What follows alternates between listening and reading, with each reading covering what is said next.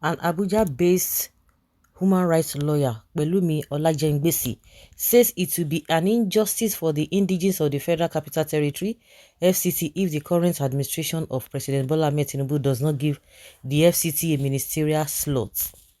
Olajengbesi, who is also the managing partner of the Law Corridor, said the FCT should not be denied the benefits of a state. He disclosed this at a media parley on social justice in Abuja on Friday.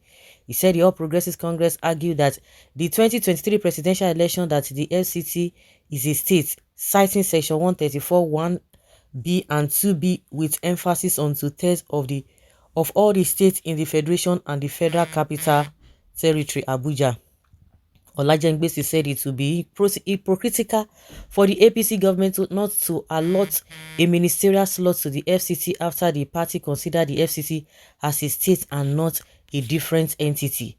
For fairness, justice and equity, the APC-led government of President Bola Tinubu should not deny the Federal Capital Territory of a ministerial slot, just as each of the 36 states gets at least one ministerial slot, Olajengbesi stated.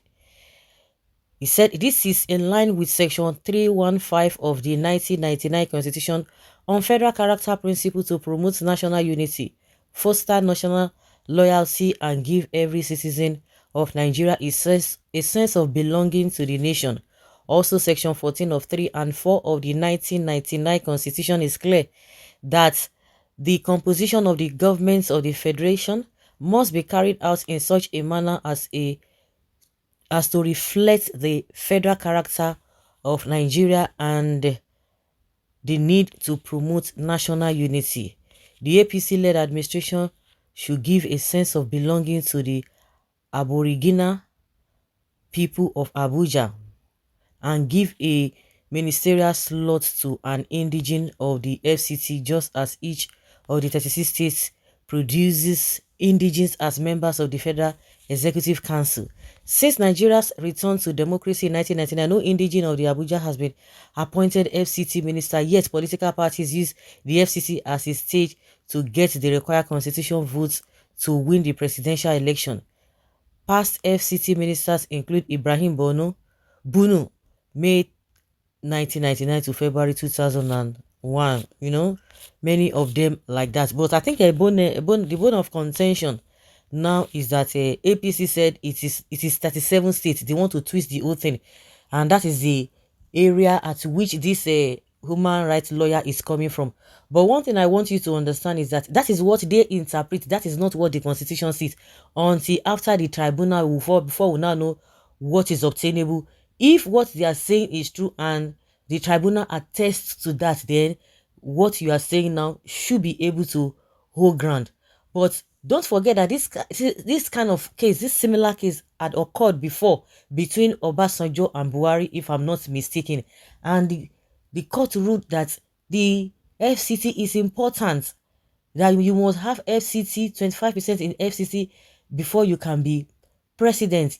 It is a must according to the judgment of that time. And if you look at it, since that 1999 date, there is no president that has ever become president without winning or getting 25% in FCT. So why is this one different?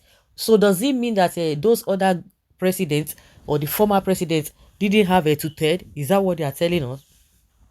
So in my opinion, what this lawyer is trying to say should be a thing of what Nigerians will be talking about after the results or after the tribunal case in courts, which is a very, very valid one. If we were to go by APC, since they are the one in power, they should appoint somebody from FCC to make it 37, because there's no way you can say, if it's just a simple question, how many states do you have in Nigeria? You say 37.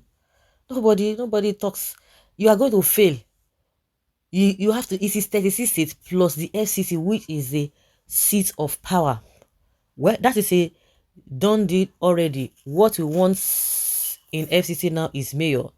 Very good argument for the tribunal. Tell him to go to Labour Party aspirant to lobby for ministerial slots. Yes, so I like this argument very well. He should also have his state assembly, commissioners, and other organs of the states. They don't even need minister in FCT. Exactly this. What is this one talking about? What is this Jengbesi talking about? Is what he said is what he's just quoting what APC is saying. So I don't know why you it's difficult for you to understand what he meant by that. Yes, it's difficult for you to understand because you're trying to be mischievous, honestly.